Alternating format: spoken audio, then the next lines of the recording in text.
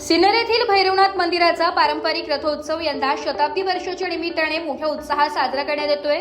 100 वर्षांची परंपरा राबलेल्या या रथोत्सवाबद्दल भाविकांमध्ये विशेष आकर्षण पाहायला मिळत आहे।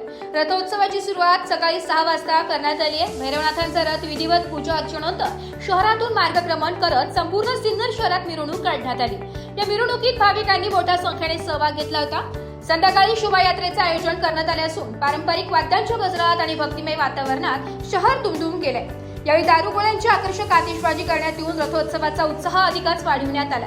100 वर्षांची परंपरा जपणारा हा उत्सव सिन्नरकरांसाठी श्रद्धा आणि उत्सवाचे प्रतीक ठरत असून यंदाचा सोहळा विशेष ठरलाय। याबद्दल अधिक माहिती नगराध्यक्ष विठ्ठल राजे उगले यांनी दिली।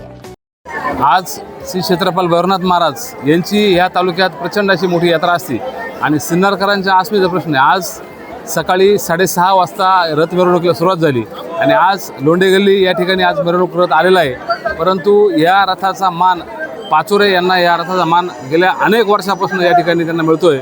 मी आज सिन्नरकरांना आज भैरवनाथ यात्रेनिमित्त शुभेच्छा देईल। आज या ठिकाणी आमच्या गटनेते आमचे आदरणीय सागरभाऊ भाटजिरे या ठिकाणी उपस्थित आहे।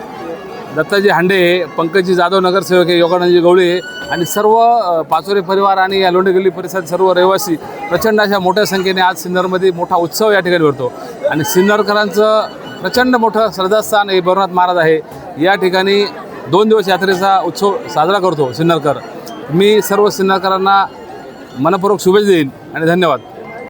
आपल्या भैरवनाथ यात्रेला 100 वर्ष पूर्ण होत आहेत आणि यात्रेनिमित्त सर्व सिन्नरकरांना खूप खूप शुभेच्छा। भैरवनाथ यात्रेनिमित्त एवढंच बोलतो। ब्युरो रिपोर्ट, नाशिक लोकशाही न्यूज।